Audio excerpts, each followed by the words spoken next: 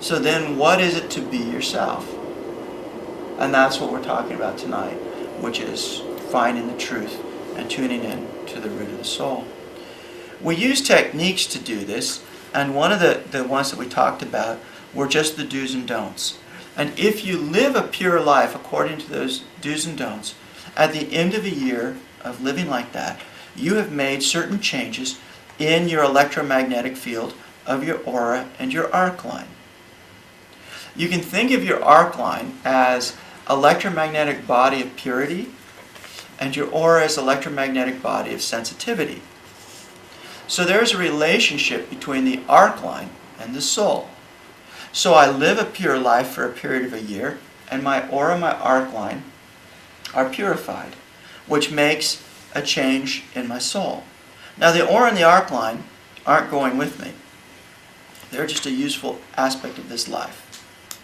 And if you change your aura and your arc line electromagnetically, you will have an effect on your mind.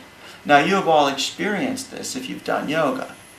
When you did the yoga, something happened, or you wouldn't have come to class number 2, I hope, unless you bought a book of 6 and you figured, you've got to come back and get my money's worth, So, but, you need an experience. I mean, I did my first yoga exercise that I did in Kundalini. I mean, I did Hatha before I did this, and I didn't really find what I was seeking. I looked at SRF, and it was too philosophical for me. And I did, my first exercise doing Kundalini was stretch pose with breath of fire. And I got it instantly. I said, this is it. I'm home. I'm in. Why? Because I had that experience. It was that fast. Boom. Okay? Now, along the way, I've had a lot of other experiences. I mean, one of the experiences that you learn in the teacher training courses, they talk about a golden chain, a teacher's energy, so on and so forth. Well, Yogi Bhajan came and he taught this yoga openly. And he was a very humble man. That was my experience with him.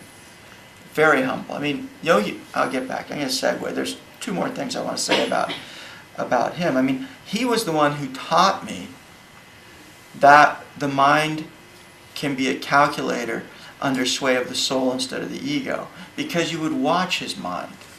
His mind was under the sway of his soul. He was figuring out how he could serve the situation, every situation.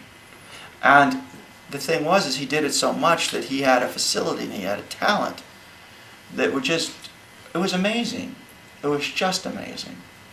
So that was one. The other thing that a spiritual teacher, having a master like him, taught me was that he was fearless. It was his absolute fearlessness. Now, I never got to see his ego. I mean, people talk about a spiritual master's ego. I don't go there because I think that's their ego. That's their perception of the master. He's not going along with me. He's an egotist. Right? Okay? From his point of view, I've got the experience. You're looking for it. And we both know you don't have it, and we both know I have it. So why are you asking me to change? I mean, I know how to fix the car. You don't know how to fix the car. Why are we wanting to do it your way? Okay, this is the question.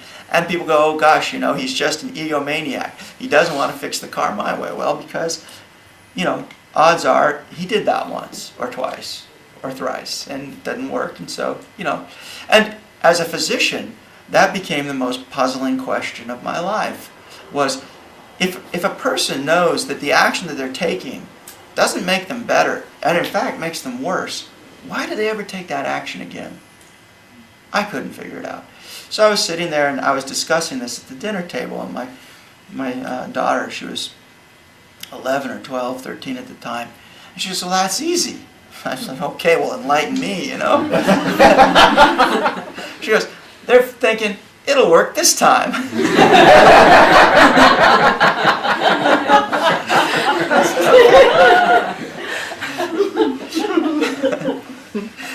So, you learn from all sorts of sources.